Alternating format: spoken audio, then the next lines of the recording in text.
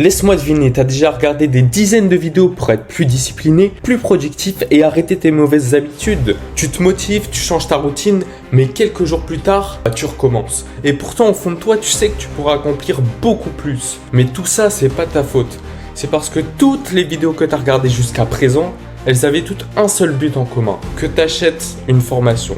Alors aujourd'hui, je vais publier ma dernière vidéo sur le dev perso pour te montrer vraiment comment atteindre ton objectif et surtout que tu peux appliquer dès que tu as fini cette vidéo, on commence directement.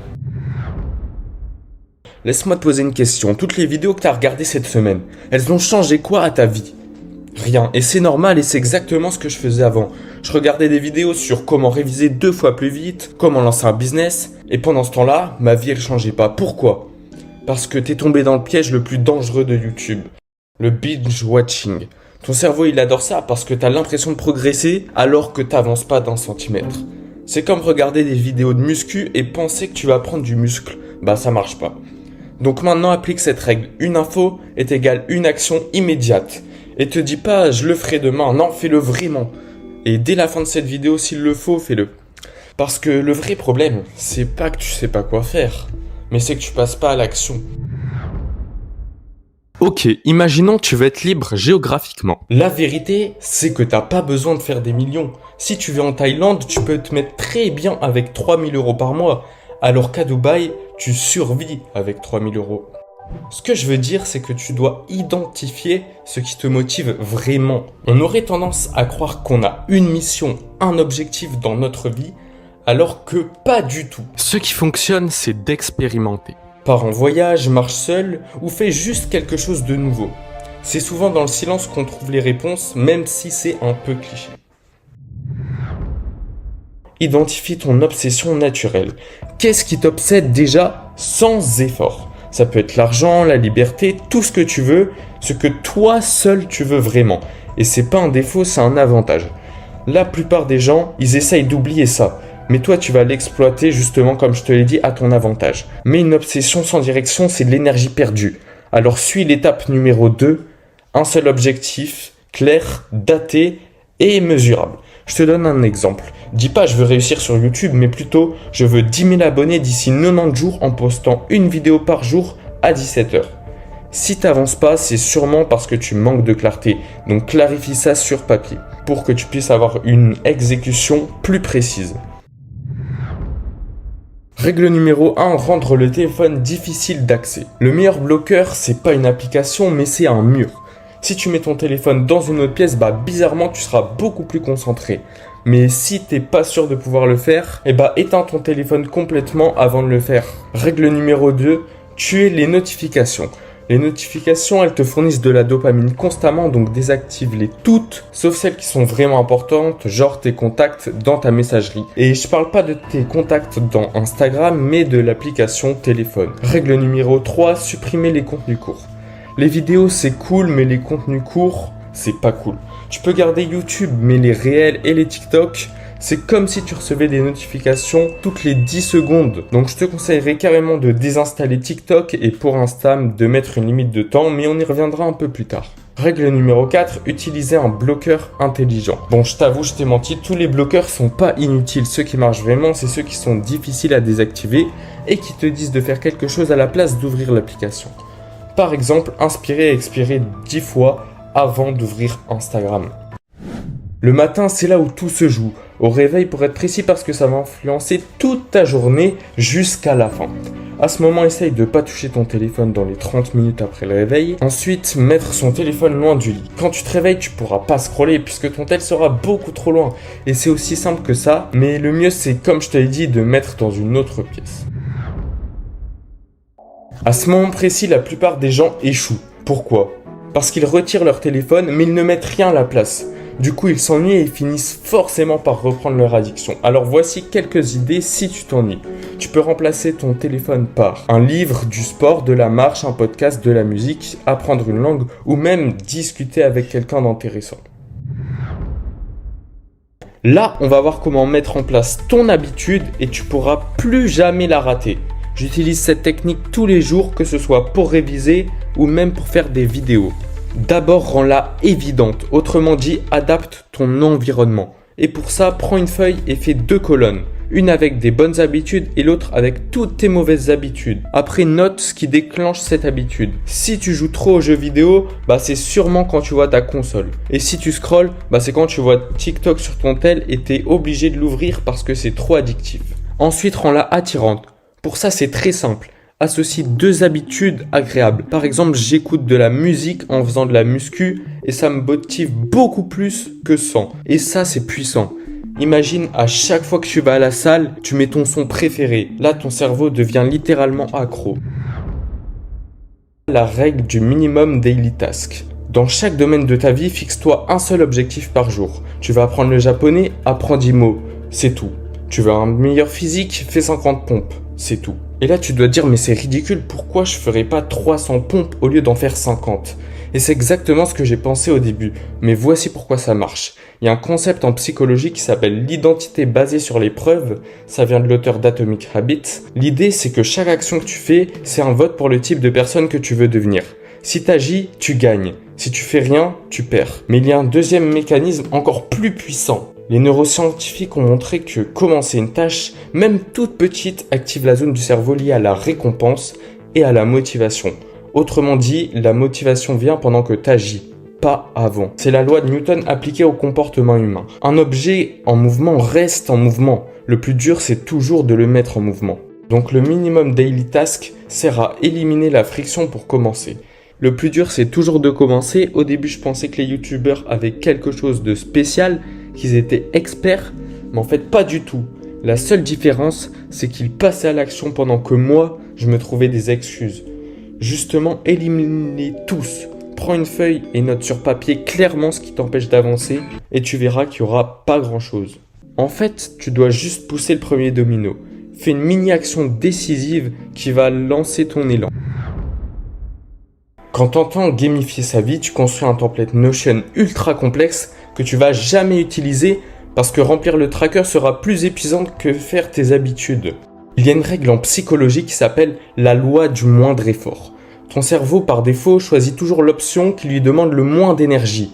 C'est pas de la flemme, c'est de la science. Donc si ton système est compliqué, ton cerveau aura pas envie de le suivre. C'est logique. Ce qu'il te faut, c'est un tracker, mais pas n'importe lequel. Un sans template sur Notion, ou bien juste un papier que tu peux remplir en 2 minutes. Pas d'XP, pas de calcul, juste des cases à cocher. Et là, il se passe quelque chose d'incroyable. C'est l'effet Zeigarnik. Un psychologue a remarqué que les serveurs de café se souvenaient parfaitement des commandes en cours, mais ils oubliaient directement les commandes payées. Pourquoi ? Parce que ton cerveau il se concentre sur les tâches qui ne sont pas finies. C'est exactement comme les win streaks dans les jeux, sauf que là c'est toi qui t'améliores, pas ton personnage.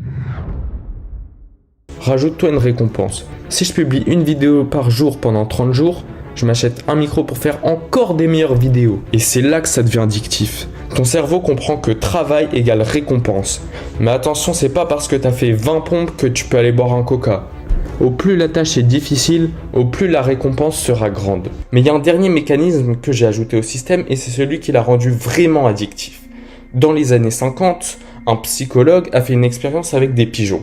Il a remarqué que quand une récompense était aléatoire, donc ils ne savent pas quelle est la récompense, les pigeons appuyaient beaucoup plus sur le levier. Toi, tu peux utiliser cette expérience à ton avantage.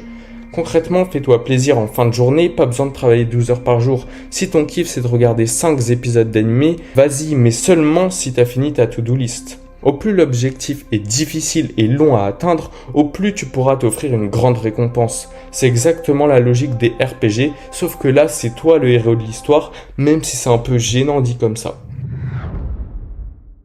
La vérité sur ma discipline, c'est pas que je suis David Goggins ou quoi que ce soit, c'est parce que je me vois progresser tous les jours. Si tu vas à la salle, note toutes tes perfs dans un cahier et à la prochaine séance, tu vas voir exploser ton record. Si t'es intéressé, je sais que tu peux utiliser Notion, mais je recommande pas du tout. À la place, utilise du papier, ça t'empêchera de vouloir tout optimiser et ça te fera gagner beaucoup de temps. Je vais te donner 2 techniques très simples mais super puissantes que j'utilise et qu'on aurait dû t'apprendre bien plus tôt pour travailler, même quand t'es fatigué. Et je te parle pas de prendre du café qui va te flinguer ton sommeil 2 heures après. Mais avant ça, on doit comprendre pourquoi t'es vraiment fatigué. Déjà, si tu manques de sommeil, je peux rien pour toi. Mais si t'es épuisé à cause de tes cours ou de ton taf, c'est parce que pendant toute la journée, tu prends plein de micro-décisions et à la fin, ton cerveau arrive plus à réfléchir. Le problème, c'est qu'à l'école, il y a tout le temps du bruit et ton cerveau est pas fait pour ça. Et ça te donne encore plus envie de dormir. Et quand t'arrives chez toi, t'es complètement KO et t'as qu'une seule envie, c'est scroller sur TikTok. Alors comment on fait concrètement ? Comme j'ai dit, ton cerveau déteste le bruit constant, donc quand tu rentres chez toi, tu prends une douche. Ouais, ça paraît trop simple, mais je t'explique. Ça te permet d'être avec toi-même et de reset ton cerveau comme si tu commençais une nouvelle journée. Perso, je prends toujours une douche quand je suis épuisé et c'est game changer, et surtout si elle est froide. Mais t'es pas obligé. Si tu peux pas en prendre, je te recommande juste de te poser 5 minutes tout seul sans musique. Je dois t'avouer que mes astuces, elles serviront à rien si tu fais ces erreurs qui vont t'empêcher de faire quoi que ce soit. Quand tu rentres chez toi, prends pas ton tel, peu importe la raison. Les distractions, c'est que après le travail. Sinon, c'est sûr à 100% que tu vas te perdre sur Insta à scroller bêtement ou à regarder des stories. Le pire, c'est qu'on s'en rend même pas compte. Après, tu dois absolument planifier ce que tu dois faire. Fais d'abord la tâche la plus importante et urgente et finis par la moins importante et moins urgente. Mais attention, tu dois faire une to-do list de 3 à 5 tâches grand maximum. Tu te concentres que sur ce qui est vraiment essentiel. Avant, je croyais bien travailler parce que je mémorisais tout super facilement et j'étais jamais débordé jusqu'au jour où... Et là, j'ai vite compris que je devais chercher une méthode, pas un truc théorique pour paraître smart, mais une méthode pratique et facile à appliquer pour travailler plus vite et avec de meilleurs résultats, peu importe le domaine. Et là, j'ai découvert le Pomodoro. Ça consiste à travailler 25 minutes et faire 5 minutes de pause et tu recommences jusqu'à avoir fini. Très bien, mais c'était pas suffisant. Malgré ça, il me manquait toujours l'énergie. Alors j'ai une idée. Si je faisais du sport et j'étudiais en même temps. Je commence par une session de 25 minutes de concentration et j'enchaîne avec 5 minutes de pompe, abdos et jumping jack. Avec ça, je crée une boucle d'énergie et de concentration infinie et je me sens plus fatigué en étant pleinement concentré. Chapitre 1. Immerger son esprit. C'est ce que je fais tous les jours pour apprendre le japonais. Chaque soir avant de dormir, j'écoute littéralement un mec parler en japonais, même si je comprends rien. Ton cerveau s'habitue à ton objectif et ça, c'est game changer. Pour toi, atteindre ton objectif, ça deviendra juste normal. Mais comment faire ? D'abord, tu peux écouter des podcasts et regarder des vidéos, mais ça, c'est vraiment la base. Et il y a beaucoup mieux comme rejoindre une communauté avec des humains qui ont le même objectif que toi. Et crois-moi, tu n'auras pas d'autre choix que d'avancer, sinon tout le monde va te surpasser. Et si tu veux vraiment progresser, croise les sources d'informations. Ne te contente pas d'une seule méthode, essaye de combiner toutes les méthodes pour être le plus immergé possible. Chapitre 2, l'immersion dans l'environnement. On parlait de l'esprit, maintenant tu dois optimiser ton environnement physique et en vrai, c'est très simple. Prenons l'exemple de la musculation. Perso, j'ai mis un tapis et une barre de muscu dans ma chambre et quand je me réveille, c'est la première chose que je vois et j'ai pas le choix que d'avancer dans mes projets. Si tu veux lancer ton business, tu peux très bien mettre un livre sur ta table de nuit, c'est toi qui vois. À force de voir des objets en rapport avec ton objectif, tu finiras tôt ou tard par passer à l'action. Il faut que tu comprennes que c'est pas juste une méthode, c'est une identité. Tu ne dois plus te comporter comme quelqu'un qui a envie de réussir. Tu dois te comporter comme quelqu'un qui est en train de réussir. Mais il y a une erreur que 90% des gens font à ce stade. Et ça détruit tout ce que tu viens de comprendre. Donc je te la partage immédiatement. Et je vois tout le monde la faire. Ils essaient de changer tout en même temps. Faire plus de sport, manger plus sainement, gagner plus d'argent, avoir un meilleur mental. Et pourtant, ils abandonnent après une semaine. Et ils pensent qu'ils ne sont pas assez disciplinés. Mais c'est pas la discipline le problème. C'est l'énergie. Mets tout ton focus sur une seule chose. Comment veux-tu faire 5 trucs en même temps en partant de zéro ? C'est comme si tu commençais un jeu vidéo en affrontant le boss final. C'est game over direct. Alors chaque jour, avance un max sur ton objectif principal et garde juste 5 à 10 minutes pour un objectif secondaire. Pour apprendre une langue, tu peux apprendre 5 mots par jour et en un an, devine quoi ?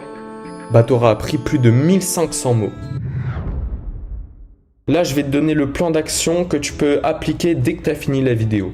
Choisis un objectif, une action unique en rapport avec celui-ci et supprime une seule distraction pendant 30 jours. Pas un an, juste 30 jours et t'appliques vraiment tout ce que je dis et tu verras les changements. Tu deviens pas ce que tu veux, tu deviens ce que tu fais. Alors agis parce que c'est ça la clé. Si t'es arrivé jusqu'ici, tu peux t'abonner et sinon je te laisse aller voir cette vidéo où je te montre étape par étape comment devenir tellement discipliné comme le plus grand samouraï philosophe du Japon en cliquant juste ici.